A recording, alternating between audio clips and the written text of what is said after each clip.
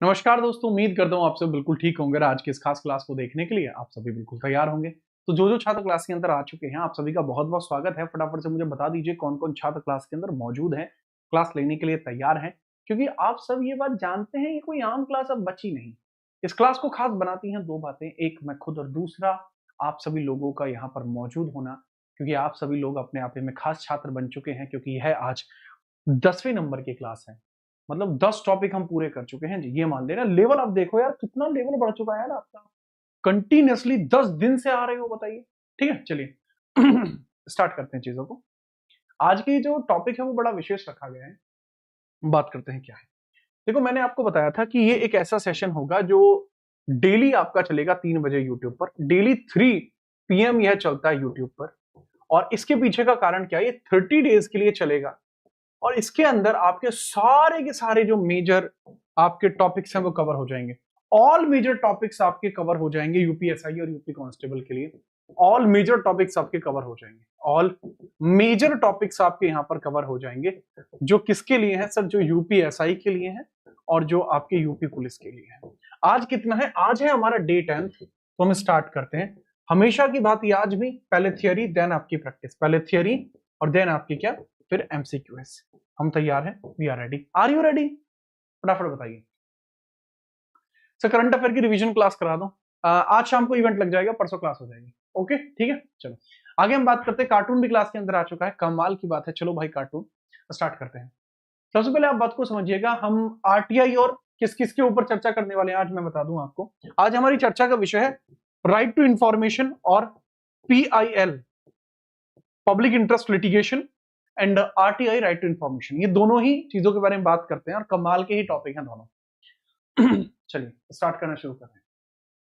सबसे पहले मैं आरटीआई की बात करता हूं। What is RTI? Right to information क्या है और यह कैसे कैसे इसको स्टैंडेबिलिटी कैसे आपकी मिल जाती है, बताइए सर जी। सर, हमें पता है कि आरटीआई यह एक ऐसा अधिनियम है जो 2005 में संसद के द्वारा पारित किया गया एक कानून है। तो मतलब यह एक स्टैच्यूरी है। अगर मैं आरटीआई की बात करता हूं तो यह एक स्टैच्यूरी है, कि वैधानिक है, कि भाई इसके लिए विधि के द्वारा कानून स्थापित किया गया है। तो यह विधि द्वारा स्थापित एक प्रक्रिया है। कहा जाए तो आरटीआई एक्ट क्या है सर? यह हमारे फंडामेंटल राइट का एनहेंसमेंट है। This is enhancement of fundamental right. एक विशेष प्रकार का अधिकार घोषित करता है। इसका काम क्या है? आरटीआई एक्ट क्यों लेकर आया गया?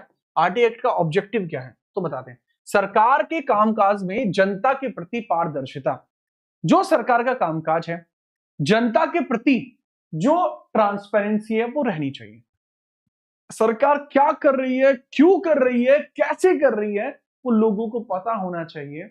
इसी वजह से आरटीआई एक्ट आपका लागू किया गया है। इसमें ट्रांसपेरेंसी लाई गई है। ट्रांसपेरेंसी इसीलिए लाई गई है। दूसरा है सरकार की जवाबदेही, अकाउंटेबिलिटी भी तय करनी है। सरकार की जवाबदेही अर्थात अकाउंटेबिलिटी भी तय करनी है। यह भी देखना है कि सरकार के अंदर जो व्यक्ति हैं वो बराबर काम तो कर रहे हैं। ऐसा तो नहीं है कि काम छोड़ छाड़ के बैठे हैं, वो भी नहीं होना चाहिए। और भ्रष्टाचार के खिलाफ कार्रवाई करना और करप्शन में कमी लाना, ये भी आरटीआई एक्ट के अंतर्गत काम है। इसमें मान के चलिए, पंकज एक बच्चा है क्लास के अंदर और वो नेहा नाम की महिला को कुछ कह रहा है। बहुत बढ़िया। कल को पंकज एक सरकारी अधिकारी बन जाता है और तब नेहा केवल इनकी एक साधारण जानकार है।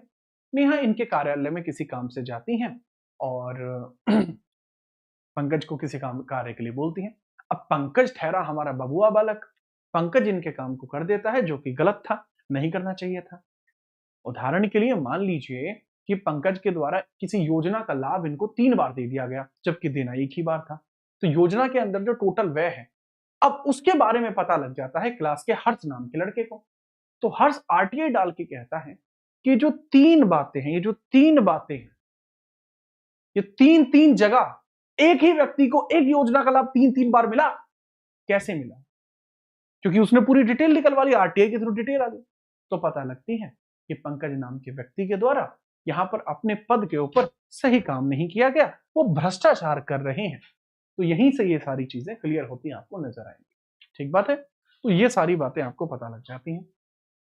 अब नागरिकों का भी अधिकार इसके अंतर्गत आपको देखने को मिलेगा। ठीक है, चलो ठीक है, चलो बताते हैं। नागरिकों का भी अधिकार है। कोई भी भारतीय नागरिक सरकार से सूचना मांग सकता है। यह अधिकार केवल भारतीय नागरिकों को प्रदान है, विदेशी नागरिकों को नहीं है। एक और बढ़िया काम, सिर्फ आरटीआई जो है क्या विदेश का कोई व्यक्ति भारत में आकर आरटीआई के लिए एलिजिबल हो जाएगा? जब तक वो भारतीय नागरिकता ना ले ले तब तक वह एलिजिबल नहीं है, नागरिकता ग्रहण करने के बाद वह एलिजिबल हो जाएगा। ये पॉइंट आपको आरटीआई एक्ट के बारे में देखने को मिलता है जो 2005 में। तो इसकी बेसिक बातें हैं, पीडीएफ जब आपको मिलेगी तो इसमें आप पढ़ भी पाएंगे। आगे बढ़िए आगे, आर्टिकल 19 फर्स्ट का हम बात करते हैं, इसके बारे में बता दीजिए सर। ये आर्टिकल 19 फर्स्ट का ये इसका संवैधानिक आधार है, यह संवैधानिक आधार है इसका। क्या है भाई साहब ये? सर ये संवैधानिक आधार है।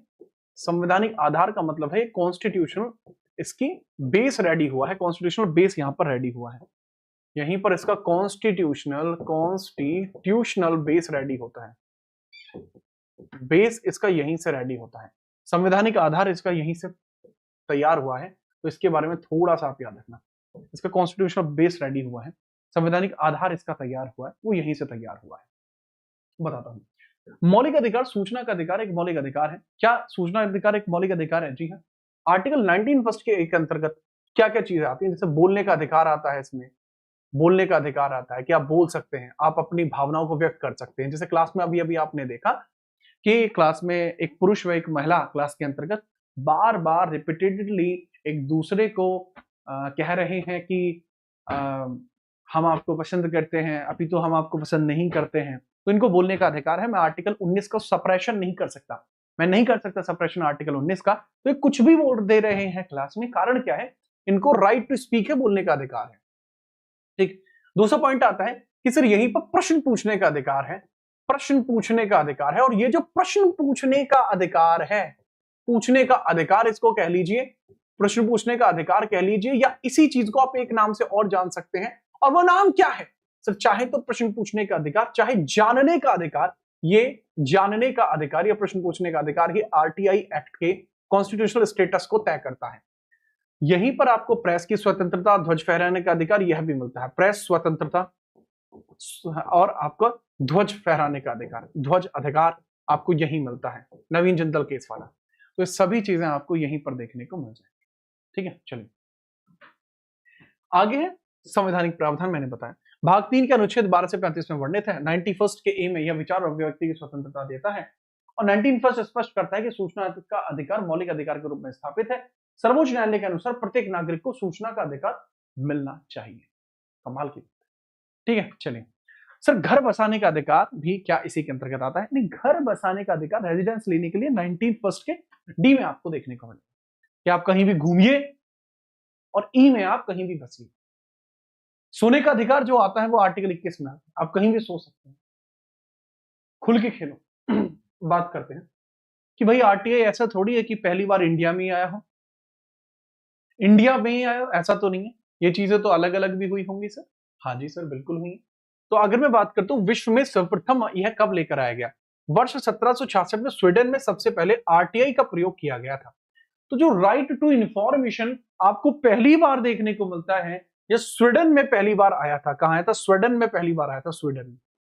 तो स्वीडन से यह इंट्रोड्यूस होता है, Sweden first time in world, first time in world आपको देखने को मिल जाएगा, first time in world, first time in world आपको देखने को मिल जाएगा, दुनिया में पहली बार यह स्वीडन में आया। भारत में मांग, सबसे पहले आरटीआई की मांग राजस्थान में की गई थी, लेकिन भारत में सर्वप्रथम इसका जो प्रयोग है 1990 में मजदूर किसान शक्ति संगठन मामले में इसका प्रयोग किया गया था। मजदूर किसान शक्ति संगठन मामले में इसका पहला प्रयोग किया गया। फर्स्ट डिमांड इसकी राजस्थान से होती है। आरटीआई की जो पहली डिमांड है वो राजस्थान से होती है। अगर आप इसको हैंड रिटन फॉर्मेट में पढ़ना चाहते हो ना तो सर्च कर लेना आरटीआई बाई जीत राणा और आपको आरटीआई एक्ट जो है यूट्यूब पर देखने को मिल जाएगा मेरे द्वारा। आरटीआई एक्ट 2005 मेरे द्वारा आपको यूट्यूब पर भी देखने को मिलेगा। बहरहाल आगे बढ़ते हैं, आगे देखिए। दूसरा इंपॉर्टेंट डेट है आपकी, आरटीआई एक्ट संसद ने स्वीकृति कब दी? 12 मई में, राष्ट्रपति के हस्ताक्षर 15 जून में, और अधिनियमित होने की तिथि 15 जून ही मानी जाएगी क्योंकि कुछ प्रावधान इसी दिन लागू हो गए थे। लेकिन संपूर्ण भारत में लागू कब होता है सर? 12 अक्टूबर 2005 में लागू होता है। और जम्मू कश्मीर में कब लागू हुआ है? 31 अक्टूबर 2019 को लागू हुआ है। क्या बात है सर, इतना तगड़ा डिजाइन जो है मैं खुद आज तक नहीं देख पाया, मतलब मैं तुम्हें सच बता इस लेवल की चीजें आपको देखने को मिलती हैं कि भाई संसद ने स्वीकृति दी है 12 मई 2005 में, राष्ट्रपति ने 15 जून में दी है, और यहाँ पर संपूर्ण भारत में लागू होता है 12 अक्टूबर 2005 को, और जम्मू कश्मीर में 31 अक्टूबर 2019 को लागू होता है। ठीक बात। चलो आगे हम बात करते हैं। नेक्स्ट आप समझिए, आरटीआई एक्ट की मैं बात करता हूं। कुल इसमें अध्याय कितने? 6। धाराएं कितनी? 31। अनुसूचियां कितनी हैं? 2। 6, 31, 2। ठीक है। इसको कई बार लोग 26-31 के तौर पर भी जानते हैं। और ये 26-31 का मतलब क्या होता है? 2 अनुसूचियां, 6 भाग, 31 धाराएं। ठीक बात है। ओके, आगे हम बात करते हैं इसी के बाद कि सर पहला है इसका, हम बात करते हैं सेक्शन 1, संक्षिप्त नाम की बात कर लेते हैं। सर इसका संक्षिप्त नाम क्या होगा? ये सेक्शन 1 में हमेशा यही आता है। प्रणाम भाई, प्रणाम। सिसोदिया भाई प्रणाम। समझ रहे हैं इसका ब्रीफ नेम इसका क्या होगा? संक्षिप्त नेम इसका क्या आपको देखने को मिल जाएगा? ब्रीफ नेम इसका क्या है? सब ब्रीफ नेम है इसका सूचना का अधिकार, राइट टू इंफॉर्मेशन एक्ट कब का है? 2005 का। Right to information act 2005। तो ये क्या? Right to information act 2005। Right to information, right to information act है। Right to information act 2005। Right to information act है 2005 का। ठीक बात है। प्रणाम प्रणाम। विस्तार कहां है? संपूर्ण भारत पर लागू है, जम्मू कश्मीर सहित वर्तमान में हर जगह लागू।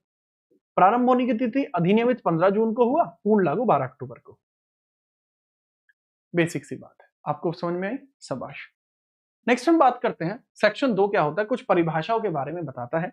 तो कुछ परिभाषाएं देखते हैं, कुछ समुचित परिभाषाएं, सरकार की कुछ परिभाषाएं देखते हैं। ज्यादातर अगर हम देखें तो जो सेक्शन 2 है वो मेजरली परिभाषाओं का ही जिक्र कर रहा होता है। जैसे इसी में परिभाषा बताई जाएगी कि धारा 2 परिभाषा से संबंधित है। जैसे धारा 2 का ए जो है ये समुचित सरकार की परिभाषा है। समुचित सरकार की परिभाषा है जिसके अंदर आपकी सेंट्रल गवर्नमेंट शामिल है, जिसमें आपको सेंट्रल गवर्नमेंट शामिल देखने को मिलेगी, जिसमें आपको स्टेट गवर्नमेंट शामिल देखने को मिलेगी। सेंट्रल गवर्नमेंट, स्टेट गवर्नमेंट और विधि के द्वारा स्थापित सरकारें जो भी हैं, मतलब इसके अधीन जो भी आप procedure, government established by law, government by law अलग अलग हो जाएंगी। जैसे यार डिस्ट्रिक्ट लेवल पे अलग हो गई, ठीक है, राइट। डिस्ट्रिक्ट लेवल पे अलग नहीं हुई तो कई बार होता है कि आपके जो टाउन है या ब्लॉक है उसके अंतर्गत अलग अलग हो गई। ठीक है, याद रखिएगा। चलिए हर्ष भाई बहुत मारूंगा हर्ष, मान जा। तुम्हारे परिणाम को परिणाम मैंने ले लिया था, और ध्यान दे लो यहाँ। तो सर यहाँ पर अप्रोप्रिएट गवर्नमेंट के बारे में परिभाषा दी गई है। आरटीआई एक्ट का धारा 2 का ए अप्रोप्रिएट गवर्नमेंट की परिभाषाओं को बताता है। ठीक, नेक्स्ट हम बात करते हैं धारा 2 का ई। इंपोर्टेंट है इसलिए बता रहे। धारा 2 के ई या डै को बोला जाता है कॉम्पिटेंट अथॉरिटी। कॉम्पिटेंट अथॉरिटी यानी जो आपकी वो लोग होंगे जो इस अधिनियम के अंतर्गत क्षमताएं रखते हैं, जिम्मेदार अधिकारी। ठीक है, चलो जिम्मेदार अधिकारी, सक्षम प्राधिकारी का मतलब होता है जिम्मेदार अधिकारी, जो इस अधिनियम के अंतर्गत काम करते हैं। जो जिम्मेदार अधिकारी होते हैं, जो जिम्मेदार अधिकारी होते हैं, जिम्मेदार अधिकारी जो इस अधिनियम के अंतर्गत काम करते हैं, जिम्मेदार अधिकारी जो अधिनियम के अंतर्गत काम करते हैं। जैसे लोकसभा में लोकसभा स्पीकर हेड है, विधानसभा में विधानसभा अध्यक्ष, या इसको सभापति नहीं, अध्यक्ष ही बोलेंगे, स्पीकर भी बोल सकते हैं। राज्यसभा में सभापति, विधान परिषद में भी सभापति, सुप्रीम कोर्ट में सीजेआई, हाई कोर्ट में सीजेएच। सक्षम प्राधिकारी है। मतलब एग्जाम्पल के लिए, जैसे अगर आपको लोकसभा के अंतर्गत या फिर अगर आप सरकार से किसी योजना के बारे में जानकारी लेना चाहते हैं तो आरटीआई देने की जिम्मेदारी किसकी होगी? तो लोकसभा स्पीकर की होगी। थोड़ा सा बुद्धि का प्रयोग करो। जैसे क्लास के अंतर्गत मैं एक छात्र को उठाता हूं जिनका नाम है अमरेंद्र व्लॉग। अमरेंद्र को मैंने उठा लिया, अमरेंद्र नाम का गजोधर है ये, अमरेंद्र इनका नाम है। अमरेंद्र का जानना चाहता है, एक बहुत पुराना केस हुआ था जिसके अंदर जो है बताया गया था, एक बहुत पुराना केस होता है जिसके अंदर चर्चा की गई थी, किसके बारे में भला? एक मर्डर केस की चर्चा की गई थी, मर्डर केस की चर्चा की गई थी। ठीक है, तो अमरेंद्र हाई कोर्ट से जानना चाहता है, राजस्थान हाई कोर्ट से अमरेंद्र जानना चाहता है कि उस केस के अंतर्गत संपूर्ण डिटेल्स क्या थी, उस केस में संपूर्ण डिटेल्स क्या थी। तो इसको ये जानकारी देने की जिम्मेदारी किसकी है? सर ये सीजेएच की है। क्या सीजेएच सीधा इसको जिम्मेदारी फॉलो करेगा? नहीं सर, जरूरी नहीं है ये सीधा जिम्मेदारी दे। ये कॉम्पिटेंट अथॉरिटी है तो ये अपने अधीन किसी को नियुक्त कर सकता है इस वाले काम। ये काम है बात। अब जैसे क्लास के अंदर एक और आप समझिएगा, ये तो आपको समझ में आया, अभी पूरा समझ में नहीं आया होगा। मान के चलिए जैसे आपने क्लास के अंदर रजत कुमार है, तो रजत जो है जानना चाहता है रजत के गांव में क्या हुआ, रजत के गांव में क्या हुआ वो मैं बताता हूं थोड़ा सा। रजत के गांव में जो है चीफ मिनिस्टर योजना आती है, चीफ मिनिस्टर जो है, चीफ मिनिस्टर बेरोजगार कल्याण योजना, बेरोजगार कल्याण योजना शुरू हुई है, बेरोजगार कल्याण योजना इसके यहां शुरू हुई है, योजना शुरू हुई। ये छोरा है कहां का, यूपी का है। तो बेरोजगार कल्याण योजना में यह था कि इसको 2 GB इंटरनेट प्लस इसको क्रीम पाउडर वगैरह सब कुछ उपलब्ध कराया जाएगा कि हाँ जी, इसकी स्किन के D10 के लिए पूरा तगड़ा एक जो है फेस वॉश दिया जाएगा ताकि इसका चमकता चेहरा रहे, 2 GB इंटरनेट फ्री दिया जाएगा, है ना, एक जो है एक कैमरा दिया जाएगा जिसका लेंस टूटा हुआ होगा, ठीक है। तो ये योजना थी, ये योजना सभी लोगों को फायदा मिला, लेकिन हमारे रजत भाई को फायदा नहीं मिला, जबकि रजत तो इसके अंदर इनको फायदा मिलना ही मिलना था पर नहीं मिला। तो रजत, क्योंकि ये सीएम की योजना है तो इसमें कॉम्पिटेंट अथॉरिटी कौन होगा, रजत को चाहिए जानकारी, रजत जानना चाहता है क्यों नहीं मिला, ठीक है। हमेशा मैं ही क्यों, मेरा पड़ोसी क्यों नहीं, उसके 4 फेस वॉश आ गए, चमक रहा है, लाइट आ रही है उसके घर में, अब भाई दिक्कत हो गई, इसको चाहिए जानकारी। तो इसके लिए कॉम्पिटेंट अथॉरिटी कौन होगा सर, इसके लिए कॉम्पिटेंट अथॉरिटी होगा विधानसभा अध्यक्ष। ये जो भी जानकारी लेगा विधानसभा अध्यक्ष चाहे तो खुद या फिर किसी व्यक्ति को नियुक्त करके इस जानकारी के बारे में इसको बताएगा, ठीक है। लेकिन एट द एंड इसके लिए कॉम्पिटेंट अथॉरिटी स्पीकर ही होगा, क्योंकि सीएम है तो भैया बात ऐसे है, पीएम होता तो भैया लोकसभा का स्पीकर इसमें कॉम्पिटेंट अथॉरिटी रखता। उसी प्रकार से ट्राइब्यूनल्स में केंद्र के लिए राष्ट्रपति, राज्य के लिए राज्यपाल और यूटीज के लिए भी जो प्रशासक वहां होते हैं वो कॉम्पिटेंट होते हैं, ठीक है। चलिए याद रखेंगे, तुम्हारे पूरा कॉन्सेप्ट दिमाग में आ गया होगा कॉम्पिटेंट अथॉरिटी क्या होती है। एफ में समझना सूचना क्या होती है, सूचना क्या होती है। हेलो, हाँ ये कॉलेज के बाहर तो आ गई है लेकिन ये समोसे खा रही है, अच्छा अच्छा तू ध्यान रख, हाँ अरे नहीं नहीं एक लड़का आया इनसे मिलने के लिए, हाँ चितकबरे रंग का है, अच्छा अच्छा बाइक पे है ना ना गाड़ी से, तू कहाँ है, मैं यहाँ हूं, महिला दिख रही है, ये अभी फोन पे संपर्क हुआ। इसमें क्या है, एक जो पुरुष है वो अपने दूसरे पुरुष मित्र को बता रहा है कि वो एक महिला को देख रहा है, जो कुछ इस प्रकार से ब्यौरा उसने दिया है। ये क्या एक जानकारी है, ये क्या एक जानकारी है। तो ठीक उसी प्रकार से इस अधिनियम में जानकारी का मतलब क्या है, ये जो मैंने अभी बताया ये तो एक बेसिक ऐसे बात थी, ये क्या है, ये एक जानकारी है। लेकिन जब इसी जानकारी को आरटीआई एक्ट में देखा जाएगा वो जानकारी क्या होगी। सर सूचना को किसी भी रूप में सुरक्षित किया जाए, ऑनलाइन, इलेक्ट्रॉनिक, ईमेल, डिजिटल, ये सब जानकारी हो सकती है। सूचना को किसी भी रूप में सुरक्षित किया जाए, ऑफलाइन जैसे लिखित दस्तावेज या कागज, वो जानकारी हो सकती है। सूचना के अंतर्गत दस्तावेज, ईमेल, मत, सलाह, प्रेस विज्ञप्ति, परिपत्र, ज्ञापन, आदेश, लॉगबुक, संविदा, मॉडल और आंकड़े सब कुछ सूचना है।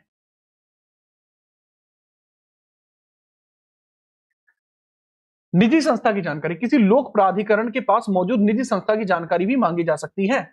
अगर किसी निजी संस्था की जानकारी भी आप चाहते हो तब मांगी जा सकती है। मतलब जैसे मान के चलिए आप, जैसे यार मान के चलो प्राइवेट कंपनी है कोई, जैसे टाटा कोई प्राइवेट कंपनी, आप टाटा के बारे में कोई जानकारी लेना चाहते हो कि टाटा ने कितनी बार से टाटा करा, यार ये ज्यादा हो गया नॉर्मल करता हूं। मान के चलिए टाटा के द्वारा अभी रिसेंटली एयर टिकट्स जो हैं, एयर टिकट्स के ऊपर टाटा आज की डेट में कितना खर्च करता है, कितना खर्च करता है, यात्री को कितने का पड़ता है, इसके बारे में आप जानकारी लेना चाहते हो, अब सीधा आरटीआई ठोक दो, ठीक है। चलिए तो आरटीआई ठोक दीजिए टाटा ग्रुप में, लेकिन आरटीआई तुम तब तक नहीं ठोक सकते जब तक तुम्हारे साथ कोई सरकारी संस्था शामिल ना हो, तब तक आपकी आरटीआई आरटीआई नहीं है। सर ये तो कुछ समझ में नहीं आया, अरे क्वेश्चन से आएगा, नहीं तो इसको हल्का सा पीछे कर लो 10 सेकंड फिर समझ लो। आगे हम बात करते हैं एफ के बाद एच, जिसको 2 का जय बोलेंगे। लोक प्राधिकारी क्या होता है, कोई भी सरकारी निकाय, कोई भी सरकारी निकाय, any government office, any government office या कंपनी, गवर्नमेंट कंपनी या एनजीओ जो गवर्नमेंट फाइनेंस्ड हो, जो गवर्नमेंट फाइनेंस्ड हो, वो क्या हो गई सर, वो कही जाएगी पब्लिक अथॉरिटी। वो क्या कहलाएगी, वो पब्लिक अथॉरिटी कहलाएगी। शामिल निकाय कौन कौन से, जो संविधान के द्वारा गठित, जैसे इलेक्शन कमीशन ऑफ इंडिया भी इसमें शामिल है, यूपीएससी शामिल है। संसदीय कानून के द्वारा गठित जैसे नाबार्ड है, नाबार्ड है, सेबी है। स्थानीय निकाय जैसे नगर निगम है, ग्राम पंचायत है, सरकार के नियंत्रित वाली कंपनियां, ओएनजीसी, एचपीसीएल है, ये सब पब्लिक अथॉरिटी हैं। लोग इसके बारे में जो जानकारी चाहें वो ले सकते हैं। तो मैं एक अच्छा तरीका बताऊं, अगर तुम जानना चाहते हो कि ओएनजीसी कंपनी में वैकेंसी है या नहीं है, एचपीसीएल कंपनी में वैकेंसी है या नहीं है, आप इसमें आरटीआई डाल दीजिए, आरटीआई डालो, पता लग जाएगी। क्या थियरी नोट करने की जरूरत नहीं है, ये सिर्फ समझने के लिए है, सिर्फ समझो। थियरी नोट मैं अपनी 110 क्लासेस में करा चुका हूं। जैसे एक बच्चा है, जैसे क्लास के अंदर मेरी दीदी है, रीना दीदी आई हुई है, रीना शर्मा इनका नाम है, कह रही है भैया मैं गजब से हूं, गजब से बता रही है ये। आगे हम बात करते हैं धारा 2 का जे, राइट टू इंफॉर्मेशन, सूचना का अधिकार क्या है। यह वह अधिकार है जो लोक प्राधिकारी के द्वारा नियंत्रित सूचनाओं तक पहुंच प्रदान करता है। आपको कागज चाहिए, दस्तावेज चाहिए, इसका इंस्पेक्शन चाहते हैं, दस्तावेज, रिकॉर्ड नोट्स, प्रमाणित प्रतिलिपियां हैं, सामग्री के नमूने लेना है, इलेक्ट्रॉनिक रूप में CD, pen drive, video tape जानकारी आप प्राप्त करना चाहते हैं, तो वो धारा 2 के अंतर्गत, धारा 2 के जे के अंतर्गत ही बताया गया है राइट टू इंफॉर्मेशन। ठीक है, चलिए, ठीक है, याद रखो। आगे हम बात करते हैं थोड़ा सा इसके अंतर्गत, ये सारी चीजें क्लियर हुई। अब हम बात करते हैं भाग 2। भाग 2 के अंतर्गत आपको देखने को मिलता है सूचना का अधिकार।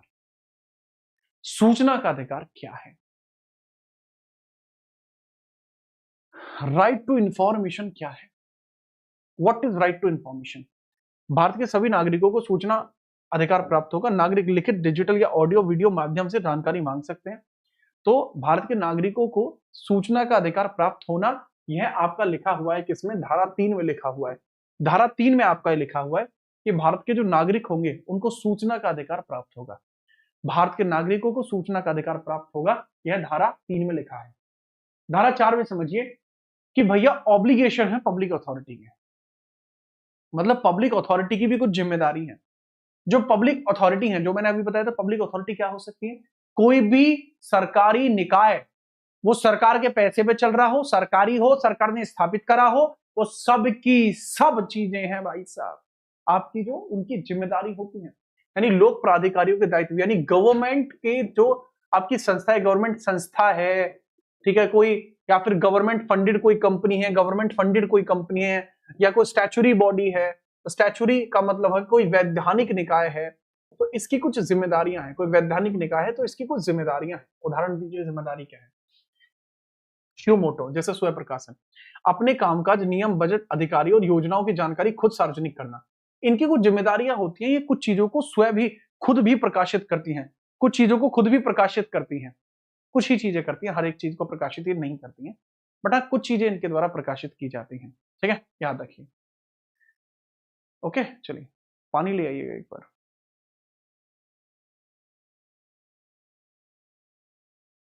ठीक है, कुछ चीजों को स्वयं प्रकाशित किया जाता है। दूसरा है रिपोर्टिंग। हर वर्ष सूचना आयोग को रिपोर्ट भेजना कि कितनी आरटीआई आई और उनका क्या हुआ। हर एक डिपार्टमेंट को सूचना आयोग को भेजना होता है कि इतनी आरटीआई आई है और इतना हम यहाँ पर कर पाए। ये बहुत मोटी मोटी बातें हैं, याद रखना। आगे है डिजिटलाइजेशन, यानी रिकॉर्ड्स को इलेक्ट्रॉनिक डिजिटल रूप में सुरक्षित रखना ताकि जरूरत पड़ने पर तुरंत उपलब्ध हो सके। डिजिटलाइजेशन अभी जोड़ा गया है, पहले डिजिटलाइजेशन नहीं था। नेक्स्ट है रिस्पॉन्स, आरटीआई का जवाब। आरटीआई आवेदन मिलने पर तुरंत सही जानकारी देने का दायित्व भी आपका ऑब्लाइजेशन है, पब्लिक अथॉरिटीज की जिम्मेदारी है कि 30 दिन के अंदर, 30 दिन के अंदर ये इसके बारे में बता दें, 30 दिन के अंदर इसके अंदर ये बता दें। ठीक है, चलो। अरे वो मिल नहीं रही है ना भाई, टंकी, पानी की टंकी मिल नहीं रही है। आज ऑफिस आया हुआ हूं भाई।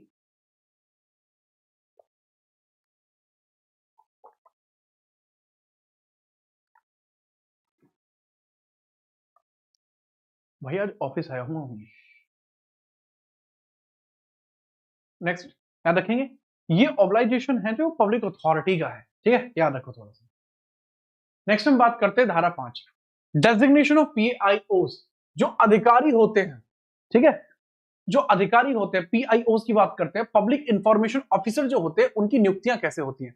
यानी जो पब्लिक इंफॉर्मेशन ऑफिसर होते हैं, पब्लिक इंफॉर्मेशन ऑफिसर होते हैं, ऑफिसर्स, इनकी नियुक्ति की चर्चा की गई। पब्लिक इंफॉर्मेशन ऑफिसर्स की नियुक्ति, प्रत्येक लोक प्राधिकरण को 100 दिनों के अंदर अधिकारियों की नियुक्ति करनी होती है।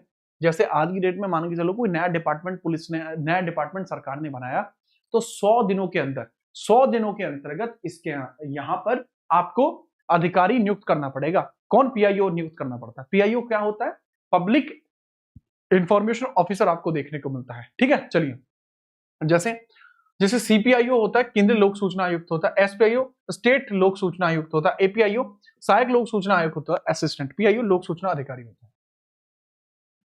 केंद्र में सीपीआईओ, राज्य में एसपीआईओ, एपीआईओ इसी की सहायता के लिए होता है। ठीक है, याद रखना।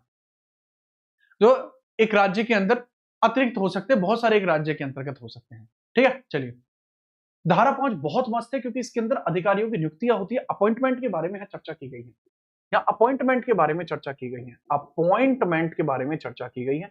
इस सभी की जो पीडीएफ होगी वो आपको आपके टेलीग्राम जीत राणा जीएस पर मिल जाएगी।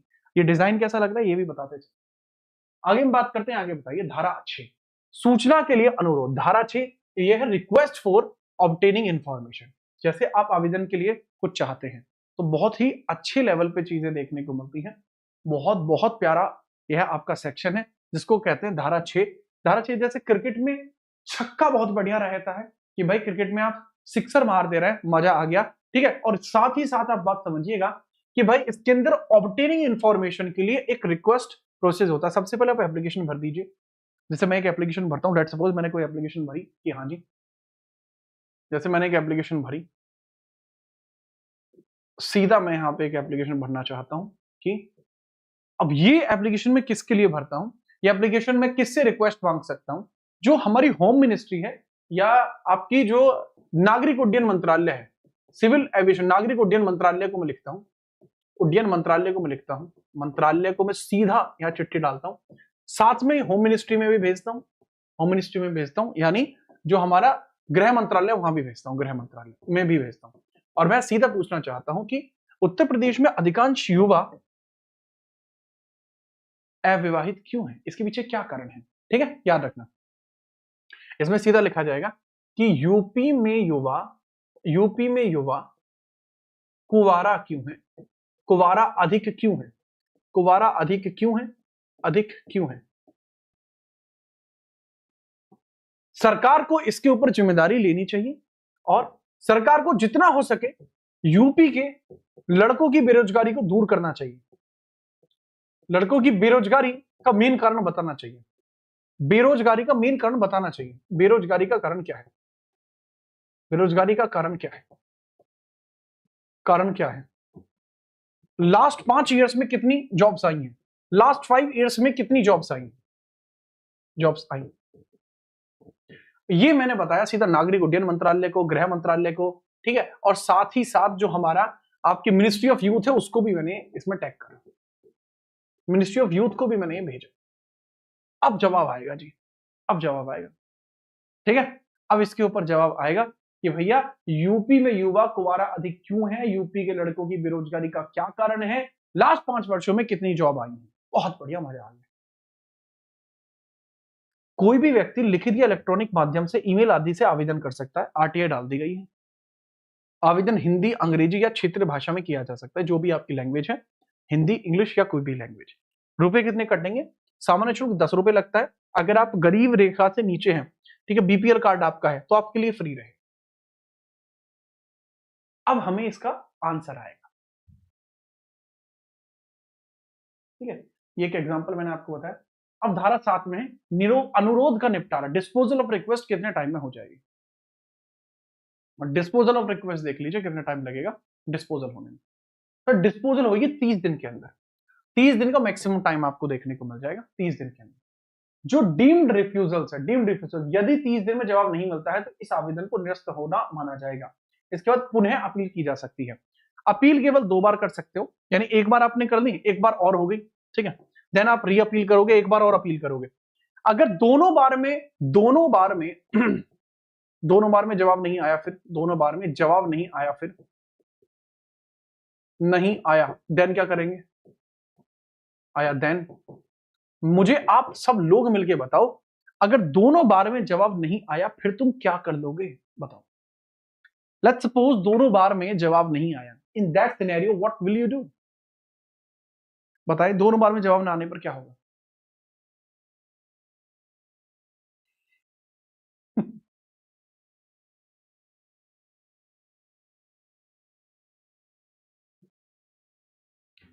देखो आज मेरी जो लॉयर दीदी हैं वो भी आई हुई है ऑफिस, अबे ऑफिस पे रही है। आज मैं कंपनी ऑफिस में नहीं, मैं अपने ऑफिस में हूँ आज। जो मेरी दीदी है वो भी आज आई होंगी।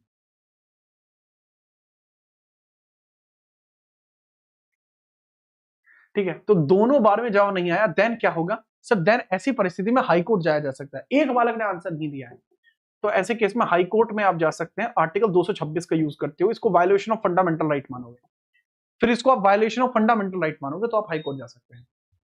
ठीक है, 48 आवर्स की मैं बात करता हूं तो जीवन और स्वतंत्रता का मामला अगर होता है तो 48 घंटे के अंदर आरटीआई हो जानी चाहिए। लाइफ और लिबर्टी का मैटर होता है तो 28 दिनों के अंतर्गत मैटर होना चाहिए, याद रखेंगे। चलिए, तीसरी बार नहीं भेज सकते बच्चे, फिर सीधा रिट लगेगी। 48 घंटे में जवाब देना होता है जब लाइफ एंड लिबर्टी का केस होता है। ठीक है, याद रखेंगे। अगला सवाल, आगे हम बात करते हैं धारा 8 सेक्शन 8 एग्जेम्पशन फ्रॉम डिस्क्लोजर। सूचना से छूट है, कुछ सूचनाएं सार्वजनिक नहीं की जा सकती। अब मान के चलिए आप कोई सूचना मांग ले कि भारत के बॉर्डर पे कितने लोग लगे हुए हैं, बताइए जी। इससे क्या होगा? आपने कोई सूचना मांगी, क्रिमिनल को सूचना अगर वो पास हो गई फिर तो कुछ ऐसी चीजें भी हैं जो आप नहीं बता सकते। दीदी जी को प्रणाम, चरण स्पर्श। गुड़िया दी तुम्हें न्यू कहे हैं कि पैर छू, कह रही है जीता रहे भाई। ठीक है, चलिए। तो कुछ सूचनाएं सार्वजनिक नहीं की जाएंगी, कुछ ऐसी सूचनाएं होंगी जो आपकी सार्वजनिक नहीं की जा सकती। Some information can not be, some info can not be, can't be parsed, can't be parsed. कुछ सूचनाएं आपकी पार्स भी नहीं की जाएंगी, कुछ ऐसी सूचनाएं भी होंगी जो आगे नहीं भेजी जा सकती। या आपको देखने को मिलता है एग्जेम्पशन फ्रॉम डिस्क्लोजर है, जैसी जिससे भारत की संप्रभुता, अखंडता, सुरक्षा, रणनीति या आर्थिक हितों को खतरा हो, वो नहीं भेजी जाएंगी। ऐसी सूचनाएं जिसे अदालत, न्यायालय ने प्रकाशित करने से मना किया हो, वो भी नहीं होंगी। कोर्ट की अवमानना हो जाएगी ना फिर वो, याद रखिएगा।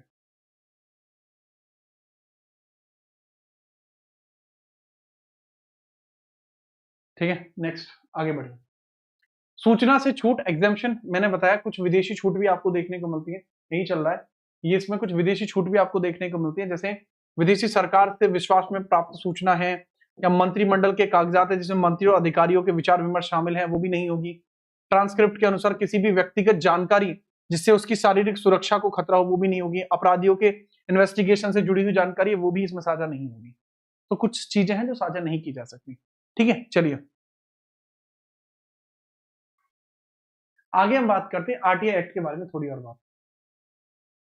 ठीक है, याद रखना, उसके बारे में थोड़ी सी और चर्चा करते हैं।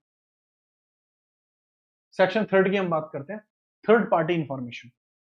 थर्ड पार्टी इंफॉर्मेशन की चर्चा करते हैं। ये आपको देखने को मिलता है इसमें थर्ड पार्टी इंफॉर्मेशन, जब आप आवेदक और जन सूचना अधिकारी किसी तीसरे व्यक्ति की सूचना मांगते हैं तो इस चीज को क्या कहा जाता है? Third party information. जैसे अब मान के चलिए कैसे होता है ये, पीआईओ कब शामिल होगा? मान के चलो क्लास के अंतर्गत एक बच्चा आपको देखने को मिल रहा है, इस बच्चे का नाम है अमन राजभर। ठीक है, अमन ने कोई कंपनी खोली, अमन ने एक कंपनी खोली, ये रही, ये कंपनी है। और इस कंपनी के अंदर हमें ऐसा लगता है कि ये कंपनी वाटर पोल्यूशन कर रही है, हमें ऐसा लगता है कि ये कंपनी वाटर पोल्यूशन कर रही है और खूब तगड़ा वाटर पोल्यूशन कर रही है। तो हम इसकी खपत वगैरह जानना चाहते हैं, बट क्योंकि ये प्राइवेट कंपनी है तो हमें तो ये बताएगा नहीं। तो हम पीआईओ से पूछेंगे। हम पीआईओ से पूछेंगे, पीआईओ से पूछा हमने कि भाई पीआईओ यानी जो हमारा पब्लिक इंफॉर्मेशन ऑफिसर है, तो भाई उस कंपनी की जानकारी हमें चाहिए, आप दिला दीजिए, क्योंकि हमें लगता है कि उसकी वजह से बहुत सारी चीजें दिक्कत कर रही हैं। तो आप यानी आवेदक, जन सूचना अधिकारी यानी पीआईओ और एक थर्ड पर्सन इसमें सूचना मांगेंगे। सूचना के लिए नोटिस भी होगा, यानी पीआईओ तीसरे पक्ष को 5 दिन के अंदर नोटिस भेज देगा। अमन को नोटिस भेज दिया पीआईओ ने, तीसरा पक्ष नोटिस मिलने के 10 दिनों के अंदर रिप्लाई करेगा और अंतिम निर्णय थर्ड पार्टी के संदर्भ में पीआईओ को 40 दिन के भीतर अंतिम निर्णय जानकारी आपको देनी। बताइए समझे, ये थर्ड पार्टी इंफॉर्मेशन है। आगे हम बात करते हैं, लीजिए सेंट्रल इंफॉर्मेशन कमीशन की हम बात कर लेते हैं, ये बहुत जरूरी होगा। जो सीआईसी होता है, चीफ इंफॉर्मेशन कमिश्नर की बात कर लेते हैं। चीफ इंफॉर्मेशन कमिश्नर कौन होता है? ठीक है, चलो याद रखें सर, एक मुख्य सूचना आयुक्त इसके अंतर्गत होता है जिसको चीफ इंफॉर्मेशन कमिश्नर कहा जाता है। और इसके अलावा मैक्सिमम इंफॉर्मेशन कमिश्नर 10 हो सकते हैं। इनकी जो अपॉइंटमेंट होती है वो राष्ट्रपति के द्वारा की जाती है। सेक्शन 12 में आपको देखने को मिलता है, 12 में देखने को मिलता है। नेक्स्ट हम बात करते हैं नियुक्ति कौन करता है, राष्ट्रपति के द्वारा ही की जाती है। चयन समिति जो होती है राष्ट्रपति की समिति सिफारिश करके नियुक्त करती है, 3 सदस्य होते हैं। प्रधानमंत्री, लोकसभा में विपक्ष का नेता और एक केंद्रीय मंत्री, ये तीनों मिलकर ही आपके लिए यहाँ पे चीफ इंफॉर्मेशन कमिश्नर को अपॉइंट करते हैं।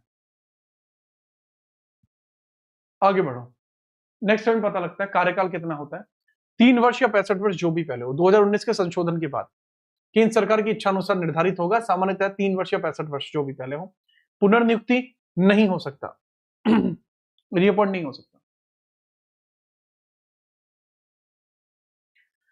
अपवाद, एक साधारण सूचना आयुक्त को मुख्य सूचना आयुक्त बनाया जा सकता है, लेकिन कुछ कार्यकाल 5 वर्ष से अधिक नहीं हो सकते, और वेतन और भत्ते केंद्र सरकार के द्वारा तय किए जाएंगे, केंद्र सरकार जितना कहेगी उतना। अरे दीदी भाई कैमरे पे नहीं आती है दीदी, ठीक है, आगे हम बात करते हैं। दीदी को आप कैमरे में नहीं आती है भाई। नेक्स्ट, रिमूवल ऑफ सीआईसी, हटने का कारण हो सकता है साबित कदाचार, भ्रष्टाचार, दिवालिया होना, मानसिक या शारीरिक रूप से असमर्थ हो जाना। सुप्रीम कोर्ट के द्वारा जांच के हिसाब से 124 के तहत जो संदर्भ है, जांच सही पाई जाती है तो राष्ट्रपति हटा सकते हैं। इनका रिमूवल भी राष्ट्रपति पर ही निर्भर करता है, सेक्शन 14 में। इसके बाद स्टेट इंफॉर्मेशन ऑफिसर होता है सेक्शन 15 में।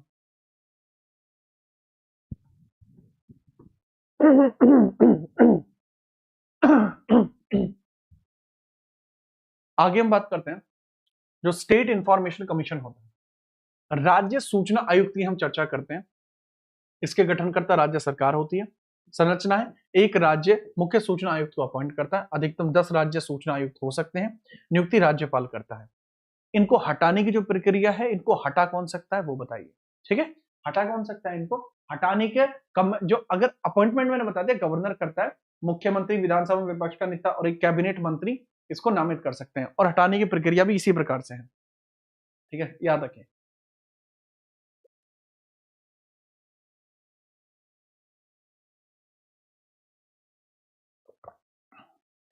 आगे हम चर्चा करते हैं। Next section 16, term in office, 3 वर्ष या 65 वर्ष की आयु जो भी पहले हो। देखो अभी आपने पीछे देखा सेक्शन 13, अभी मैंने आपको पीछे बताया सेक्शन 13, ये आपके सेंट्रल लेवल पे जो अधिकारी होता है, सेंट्रल लेवल पे जो चीफ इंफॉर्मेशन ऑफिसर होता है, CIO होता है, उसका टर्म है। लेकिन सेक्शन 16 जो है भाई साहब, जो सेक्शन 16 आपको देखने को मिल रहा है, ये स्टेट के लेवल का जो आपका CIO है उसका टर्म है, ठीक है, याद रखना। तो राज्य सूचना आयुक्त पुनर्नियुक्ति के पात्र नहीं होते हैं। राज्य सूचना आयुक्त को राज्य मुख्य सूचना आयुक्त बनाया जा सकता है, और कुल कार्यकाल इनका 5 वर्ष से अधिक नहीं हो सकता। 3 इयर्स से लेकर 65 इयर्स तक का इनका टेन्योर हो सकता है। अगर इनको मुख्य बना दिया जाए तो 5 वर्ष, अन्यथा तो इतने ही रहेंगे, ठीक है। आगे हम बात करते हैं, लीजिए नेक्स्ट है आपका section 17, removal of SIC member. जो SIC का मतलब होता है state information commissioner, state information commissioner, information commissioner, इसके बारे में चर्चा करते हैं। यह आपके पद से हटाए जा सकते हैं साबित कदाचार, भ्रष्टाचार, दिवालियापन या अक्षमता के कारण। हाई कोर्ट की जांच के बाद हटाए जा सकते हैं, जैसा कि शोध में बताया गया है, जैसा कि मैंने शुरुआती तौर पे आपको बताया था, ठीक है, सेम वही इसमें प्रोसेस रहेगा। नोट क्या है, केंद्र में सुप्रीम कोर्ट और राज्य में हाई कोर्ट का संदर्भ लिया जाता है। जैसे हाई कोर्ट के जो है हाई कोर्ट है वो रिपोर्ट यहाँ रेडी करता है, सेंटर में सुप्रीम कोर्ट रिपोर्ट रेडी करता है, तब जाके इनको हटाया जाता है। चलिए, power and functions of commission, शिकायत प्राप्त करना। आयोग निम्न परिस्थितियों में शिकायत सुन सकता है, जैसे यदि किसी कार्यालय में PIO जन सूचना अधिकारी की नियुक्ति नहीं हुई हो, यदि PIO ने आवेदन लेने से मना कर दिया हो, यदि अधूरी, भ्रामक या झूठी जानकारी दी गई हो, यदि फीस या शुल्क को लेकर कोई समस्या हो तो ऐसा किया जा सकता है, या फीस को लेकर कोई समस्या है तो यह किया जा सकता है, ठीक है। चलिए नेक्स्ट हम बात करते हैं संज्ञान सुमोटो। आयोग के पास मामलों को स्वतः संज्ञान में लेने की शक्ति भी होती है। आयोग चाहे तो स्वतः भी किसी मामले को जो है संज्ञान में ले सकते हैं। ये आपका है सेक्शन 18। सेक्शन 18 आपको देखने को मिलता है, ठीक है, याद है। थोड़ा सा इसके अंतर्गत भी देख लेना, यह अधिकारियों को लेकर है बच्चे। अपील करने का तरीका क्या है, देखो, प्रथम अपील, यदि PIO जवाब नहीं देता या आवेदन निरस्त करता है तो 30 दिन के भीतर आप अपील कर सकते हैं। दूसरी अपील, यदि प्रथम अपील से भी सूचना ना मिले तो 90 दिन के भीतर आप दूसरी अपील कर सकते हैं। केंद्रीय सीआईसी या राज्य सूचना आयोग को आप अपील कर सकते हैं। पहली अपील ये होती है, दूसरी अपील ये होती है।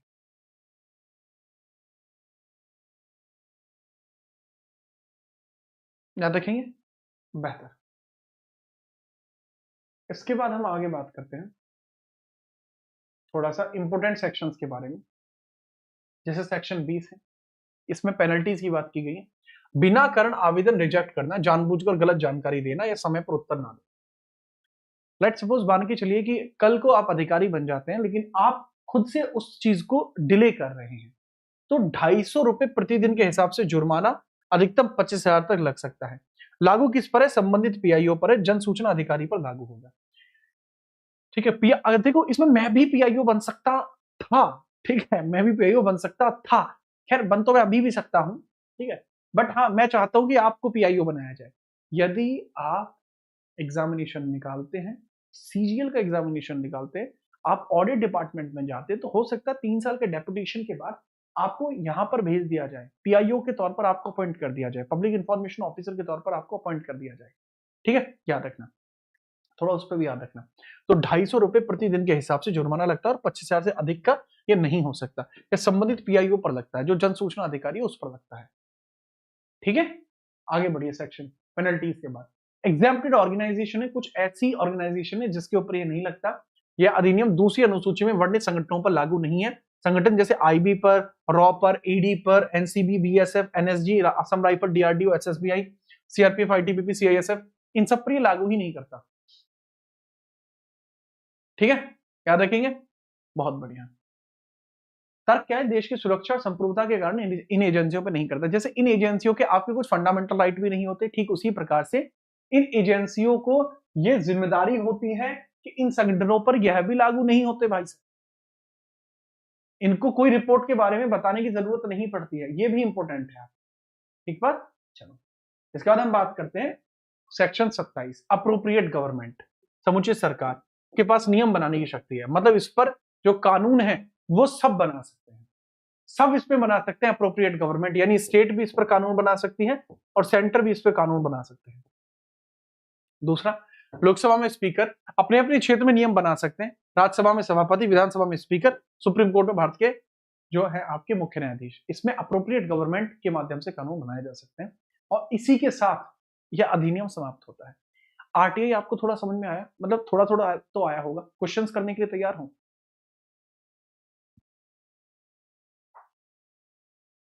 अगर आप तैयार हैं क्वेश्चंस के लिए तो बताइए yes sir we are ready. फिर मैं इसको स्टार्ट करता हूं, फटाफट बताओ। यदि आप तैयार हैं तो मुझे बता दीजिए। माहौल पूरा काट देते हैं फिर हम।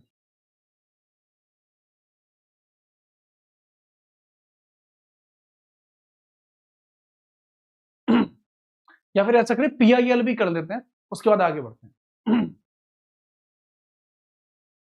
अब हम पीआईएल और कर लेते हैं, फिर क्वेश्चंस करेंगे। पीआईएल भी कर लीजिए, पीआईएल भी करो, उसके बाद आगे बढ़ते हैं।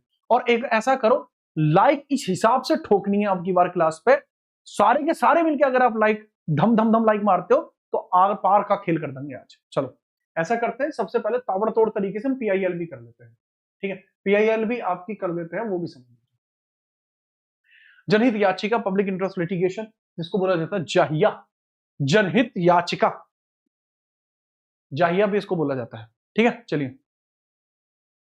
दीदी को कितने साल हो गए एडवोकेट बने हुए? 2 साल हो गए भाई। चलो स्टार्ट करते हैं। यूपीएसआई मूल विधि के अंतर्गत इंपोर्टेंट है आपकी जनहित याचिका, पब्लिक इंटरेस्ट लिटिगेशन, पीआईएल, लोकहित, लोकहितवाद या फिर इसको जाहिया बोलते हैं, जनहित याचिका इसको बोला जाता है। इससे पहले सूचना का अधिकार आरटीआई एक्ट 2005 हमने कवर किया था, यह दूसरा वीडियो है, ठीक है, जिसके अंतर्गत हम इसमें चर्चा करने वाले हैं। देखो बात को समझो, अब यहां जस्ट हमने अभी कवर किया है अपना आरटीआई अधिनियम। कवर करने के बाद आप देख रहे हैं पब्लिक इंटरेस्ट लिटिगेशन। मतलब ये टॉपिक परीक्षा में अंक प्राप्त करने के लिए स्कोर गिनिंग है, बहुत जरूरी है। आगे हम बात करते हैं पब्लिक इंटरेस्ट लिटिगेशन, इसका काम होता है, अर्थ क्या होता है? ऐसी याचिकाएं जिसमें बड़े समूह का हित हो, बड़े समूह का हित छिपा हो। उद्देश्य जब किसी बड़े समूह के अधिकारों का हनन हो रहा हो, उन्हें परेशानी हो रही हो, तब इसे दाखिल किया जाता है।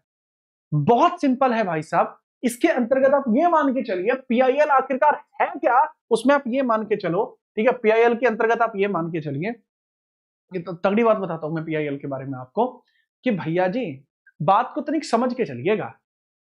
पीआईएल का मतलब क्या होता है? अगर एक व्यक्ति के अधिकारों का हनन होता है, एक व्यक्ति के अधिकारों का हनन होता है, तो वह उसके रिट लगाकर अपने अधिकारों की प्राप्ति करता है। लेकिन अगर बहुत सारे लोगों के अधिकारों का हनन होता है तो वो रिट नहीं, फिर वो पीआईएल लगाता है।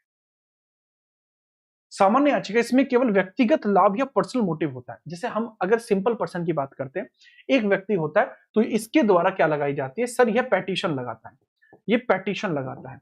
लेकिन अगर जनहित याचिका होती है, यानी बहुत सारे लोगों के हितों की बात होती है, तो फिर यह पब्लिक इंटरेस्ट लिटिगेशन लगता है, पब्लिक इंटरेस्ट लिटिगेशन यहां पर लगता है,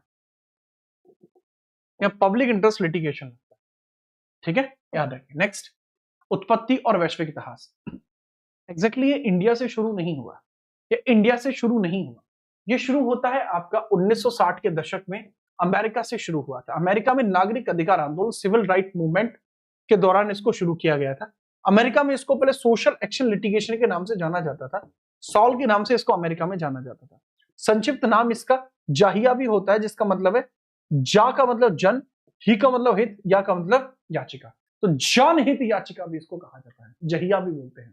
ठीक है, याद रखेंगे, बहुत बढ़िया। जाहिया भी इसको कहा जाता है। इसको यूएसए के अंतर्गत मेजरली स्टार्ट किया गया। तो पीआईएल कहां से स्टार्ट हुई है? यूएसए से स्टार्ट हुई।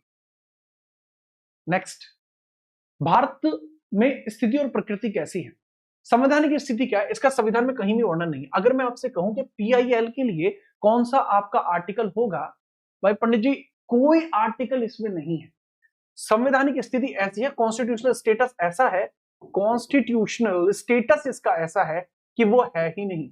Constitutional status is NA, NA है कॉन्स्टिट्यूशनल स्टेटस, नॉट अवेलेबल। शुरुआत सुप्रीम कोर्ट के द्वारा एक न्यायिक पहल के रूप में इसको शुरू किया गया है। तो अगर आपसे पूछा जाए इसको एनहांसमेंट किसके थ्रू मिलता है, सर इसको जो एनहांसमेंट मिलता है वो मिलता है सुप्रीम कोर्ट के थ्रू।